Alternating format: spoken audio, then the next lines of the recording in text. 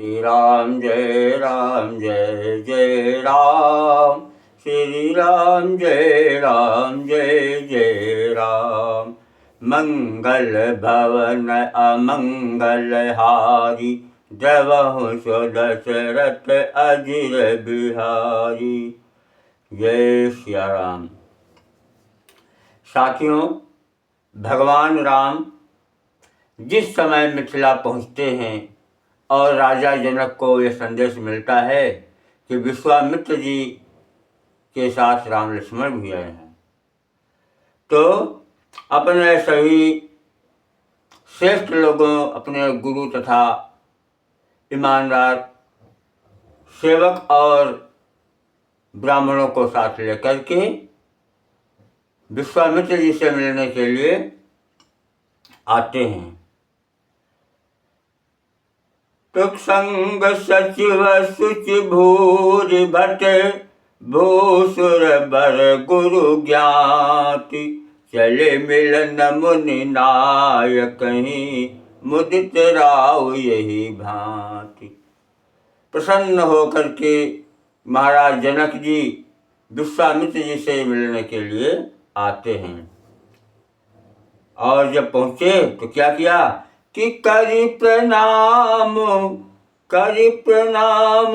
चरण धरि माथा। दीन असीस मुदित मुनि नाथा, बेप्रबंध सब सादर बंदे। जानि भाग्य बड़राउ आनंदे। कुशल पूछी कुशल प्रश्न करी, बारहि बारा। विश्वामित्र नृपहि बैठारा, तेहि अवसर आए दो भाई। गए रहे देखन फुलवाई। राजा ने मुनि के चरणों पर मस्तक रखकर प्रणाम किया। मुनियों के स्वामी विश्वामित्र जी ने प्रसन्न होकर आशीर्वाद दिया।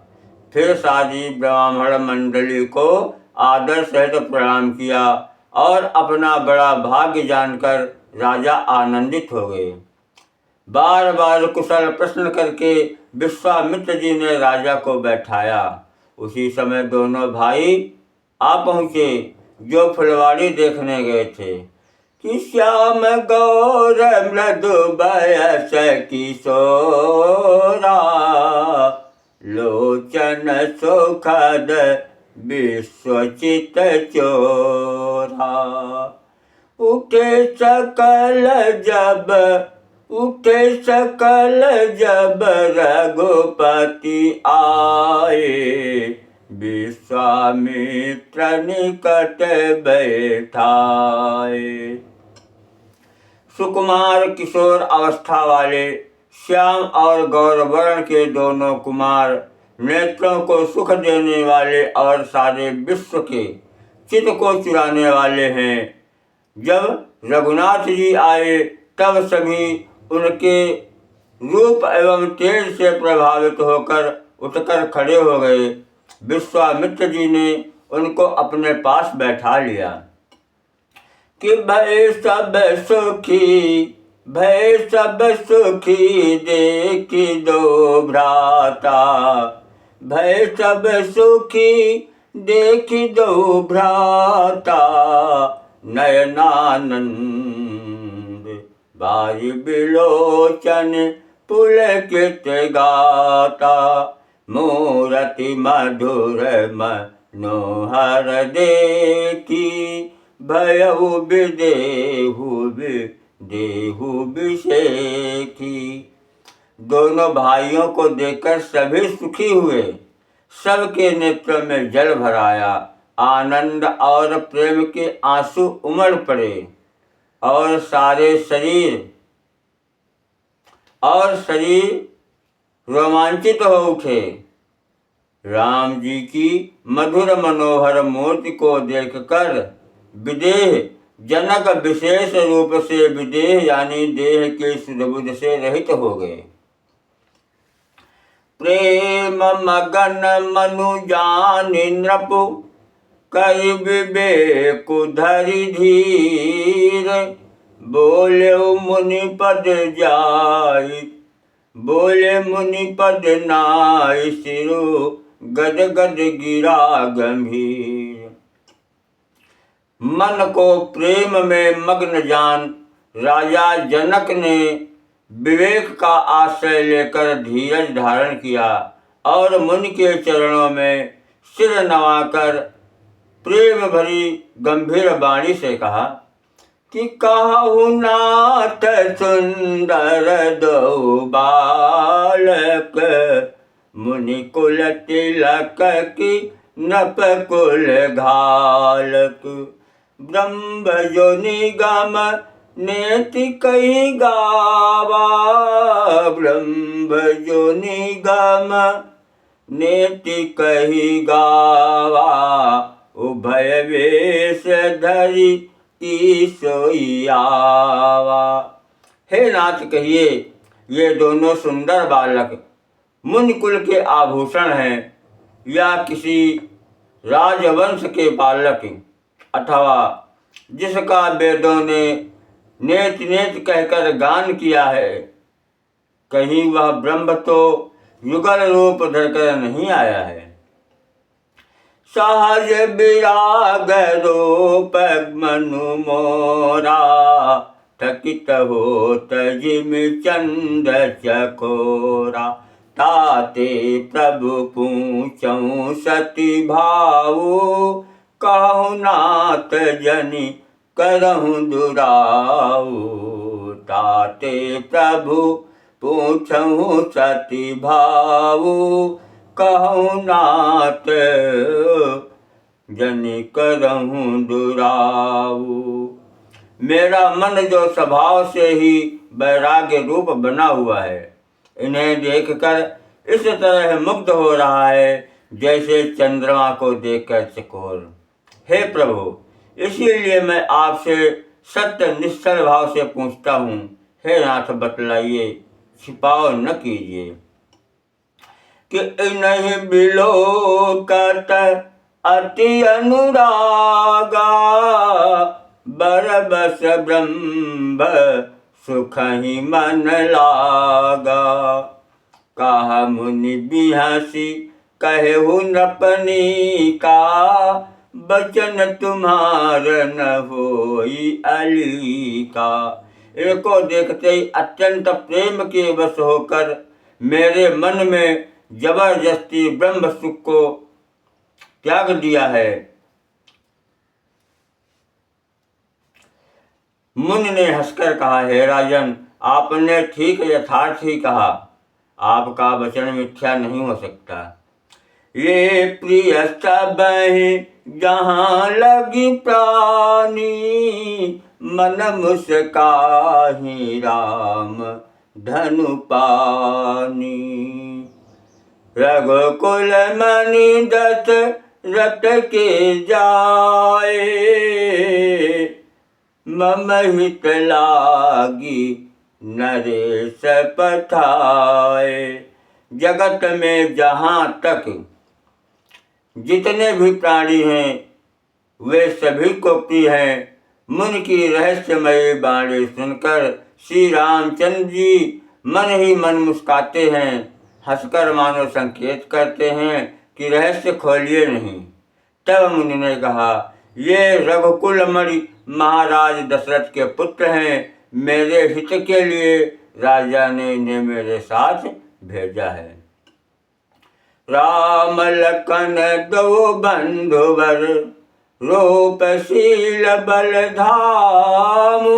मख राख्यो सबु साखी जगु, जीते असुर संग्राम।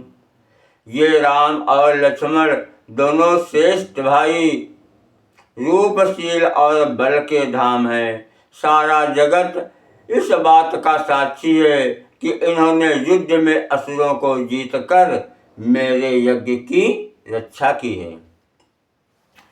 तब मुनि तब चरण देखी कहराऊ, कह न सकऊं निज पुण्य प्रभावो। सुंदर श्याम गौर दो भ्राता, आनंद हु के आनंद दाता।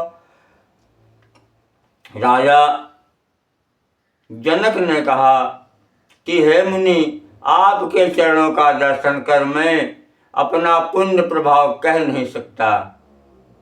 ये सुंदर श्याम और गौरवर्ण के दोनों भाई आनंद को भी आनंद देने वाले हैं कि इनके प्रीति परस पर पावनी, कहीं न जाई मन भाव सुहावनी। सुनहु नाथ कहा मुदित विदेहु, ब्रह्म जीव इव सहज स्नेहु। इनकी आपस की प्रीति बड़ी पवित्र और सुहावनी है। वह मन को बहुत भाती है, पर वाणी से कही नहीं जा सकती। विदेह जनक जी आनंदित होकर कहते हैं, हे नाथ सुनिए, ब्रह्म और जीव की तरह इनमें स्वाभाविक प्रेम है। पुण्य पुण्य प्रभु चितव नर नाहु, पुलक गात उर अधिक उछाहु। मुनि प्रशंस नाय पद शीसु, चले उलवाई नगर अवनीसु। राजा बार बार प्रभु को देखते हैं, दृष्टि वहाँ से हटना भी नहीं चाहती। प्रेम से शरीर पुलकित हो रहा है और हृदय में बड़ा उत्साह है। फिर मुनि की प्रशंसा करके और उनके चरणों में सिर नवाकर राजा उन्हें नगर में लिवा लाए। कि सुंदर सदन सुखद सब काला, तहाँ बासुले दीन भुवाला। करी पूजा सब वेद सेवकाई, गयो राव जहाँ गयो राव ग्रह विदा कराई। एक सुंदर महल जो सब समय सभी ऋतुओं में सुखदायक था, वहाँ राजा ने उन्हें ले जाकर ठहराया। तदंतर सब प्रकार की पूजा और सेवा करके राजा विदा मांगकर अपने घर गए। ऋषय संग रघुवंश मणि, करि भोजन विश्राम।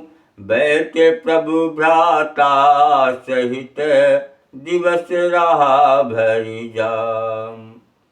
रघुकुल के शिरोमणि प्रभु श्री रामचंद्र जी ऋषियों के साथ भोजन और विश्राम करके भाई लक्ष्मण समेत बैठे।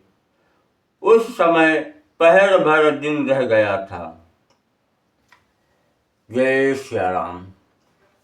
तिलकन हृदय लालसा बिसेखी, जाई जनकपुर आइय देखी। प्रभु भय बहुरी मन ही सकुचाही, प्रगट न काहि मन ही मुस्काही। जय श्री राम। हरिओम। साथियों, इस चैनल को लाइक, शेयर एवं सब्सक्राइब करें। प्रभु राम के चरणों में आपका प्रेम बना रहे और भगवान राम अपने समस्त परिवार सहित आप और हम सब पर कृपा बनाए रखें। इन्हीं शुभकामनाओं के साथ हम अपनी वाणी को यहीं पर विराम देते हैं। जय जय श्री राम। जय श्री राम।